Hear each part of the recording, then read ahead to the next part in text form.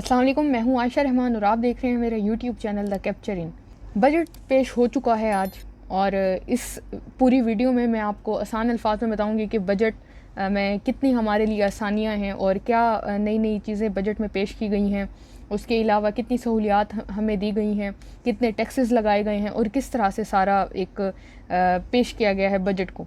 उससे पहले मैं इस वीडियो को यहाँ से शुरू करूँ तो इमरान, जैसे ये बजट पेश किया गया उसके बाद से इमरान खान ने ट्वीट किया और उसके बाद ट्वीट में उन्होंने कुछ कंपैरिजन किया है अपनी दौरे हुकूमत में जो उन्होंने बजट पेश किया था और जो अब बजट पेश हुआ है उसके साथ।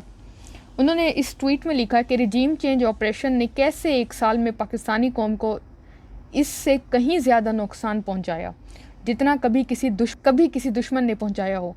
इससे भी बढ़कर सितम तो ये है कि इस मुल्क के लोगों के खिलाफ संगीन जुर्म के इर्तिकाब पर किसी का भी मुहासबा नहीं किया जा रहा। आपके सामने ये तस्वीर आ रही होगी और आप देख पा रहे होंगे, तो इसमें कंपैरिजन हुआ है इमरान खान की हुकूमत का, जिसमें उन्होंने दो कंपैरिजन किए।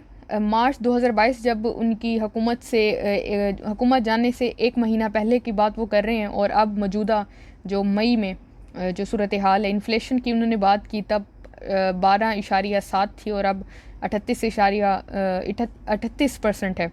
इसके साथ साथ जीडीपी की उन्होंने बात की, इंडस्ट्रीज़ की, एग्रीकल्चर की, बाकी सारी बातें की गई। माहिर हैं जो मईशत के, वो कहते हैं कि इस माहौल में जो ये बजट पेश हुआ है ये कहीं ना कहीं अवामी दोस्त बजट है ही। वो इस तरह से है कि हम पे IMF की तरफ से बहुत दबाव है। IMF हरगिज़ नहीं चाहता था कि सरकारी मुलाजमीन की तनख्वाहों में इजाफ़ा किया जाए और आप सबके सामने है तकरीबन जो सरकारी मुलाजमीन की तनख्वाहें हैं 1 से 16 ग्रेड की 35% इंक्रीज़ किया गया है और इसके साथ जो 16 से आगे ग्रेड हैं 22 उनकी 30% इंक्रीज़ हुई है उनकी तनख्वाहों में। उसके साथ साथ ये कि जो पेंशन वाले हजरात हैं उनकी 17 से 17.5% तकरीबन इजाफा हुआ है।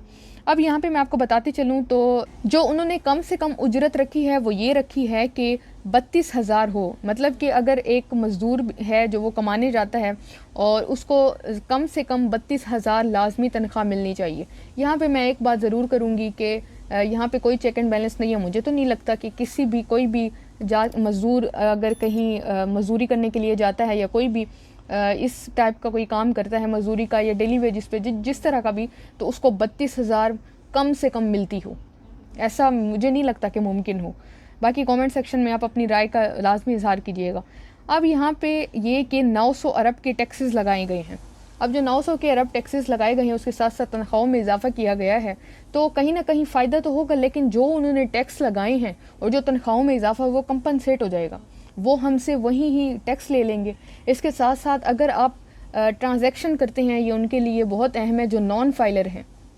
फाइलर और नॉन फाइलर का मैं आपको बताते चलूँ तो हमें फाइलर होना पड़ता है FBR के साथ और अपने टैक्सेस अपनी चीज़ों को शो करना पड़ता है। अगर जो फाइलर होगा और वो बैंक से जाके 50,000 की ट्रांजैक्शन कर रहा है, फाइलर है जो, उस पर कोई टैक्स नहीं लगेगा। अगर जो 50,000 की ट्रांजैक्शन कर रहे हैं और नॉन फाइलर है तो उसको कुछ रकम जो है वो टैक्स अदा करनी पड़ेगी, जो एक मस्बत चीज़ बताई जा रही है। इससे हमारी जो टैक्सेस में है वो शायद इजाफा होगा। अब खाने पीने की अशिया की मैं बात करती चलूँ तो कुकिंग ऑयल और खुर्दनी तेल पर सेल्स टैक्स ख़त्म करने का फ़ैसला किया गया है और ये कि मज़ीद जो पिछले दिनों भी मैंने शायद खबर तो नहीं दी थी, अपने स्टेटस वगैरह पे दी थी व्हाट्सएप के उनको, तो उसमें मैंने ये बताया था कि कुछ जो घी और ऑयल की प्राइसेस हैं वो कम हुई हैं और इसके साथ मज़ीद भी प्राइसेस हैं वो कम की जा रही हैं और होंगी। इसके साथ साथ जो टेक्सटाइल के शोबे हैं उनमें भी खाम माल जो मंगवाया जाता है बाहर से, वहाँ से कस्टम जो ड्यूटी है वो कम की जाएगी। उसके साथ साथ कारोबार में आसानी और तिजारती सहूलियात बढ़ाने का फ़ैसला किया गया है। तमाम ज़रूरी अशिया की दरामद पर टैक्स में इजाफा ना करने का फ़ैसला किया गया है। कुरान पाक की तबाआत के दरामदी कागज़ पर ड्यूटी ख़त्म करने का फ़ैसला किया गया है। अब जो बजट का टोटल हजम था वो क्या था, वो 14,460 अरब रुपए था और बजट में सूबों को 5276 अरब रुपए दिए जाएंगे और 19 तारीख को हमारे पंजाब का बजट पेश होगा और बहुत हद तक कहा जा रहा है कि हमारी जो सरकारी मुलाजमीन हैं उनकी भी उतनी ही तनख्वाहें बढ़ाई जाएंगी जो वफाक के मुलाजमीन की बढ़ाई गई हैं। और इसके साथ साथ मैं आपको बताती चलूँ तो वफाक में जब बजट पेश हो रहा था तो वहाँ के सरकारी मुलाजिम एहतजाज कर रहे थे जब बजट पेश हो रहा था अपनी तनख्वाहों की वजह से कि उनकी तनख्वाहें बढ़ाई जाएं, क्योंकि मौजूदा जो हालात हैं उनमें सर्वाइव करना बिल्कुल आसान नहीं है। इसी तरह से बेनज़ीर इनकम सपोर्ट प्रोग्राम के लिए भी 450 अरब रुपए रखे गए हैं और मुख्तलिफ हैं। डायपर्स की मैन्युफैक्चरिंग के खाम माल की दरामद ड्यूटी पर भी ड्यूटी ख़त्म कर दी गई है। इसके साथ साथ IT से मुतल्लिका सामान पर ड्यूटी फ्री दरामद की इजाज़त दी गई है और मुख्तलिफ इसमें तफसीलात हैं जो मेन हैं वो मैं आपको बताती चलूँ।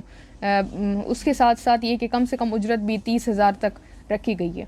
अब यहाँ पे मैं आपको ये बताती चलूँ तो नॉन फाइलर अफराद की जानिब से, जैसे कि मैंने आपको पहले बताया, तो ये कि बैंक से रकम निकालने की दस्तावेज़ी और उनकी ट्रांजैक्शन के अखराजात बढ़ाने के लिए 50,000 रुपये से ज़ायद की रकम निकालने पर 0.6% की शरह से टैक्स आयद किया जाएगा। फ़िलहाल ये सारी अपडेट्स थी और मेरे ख़्याल में इस मौजूदा हालात में ये जो बजट पेश हुआ है काफ़ी हद तक अवामी दोस्त बजट है। हम पे बहुत प्रेशर है बाहर की तरफ से, IMF की तरफ से।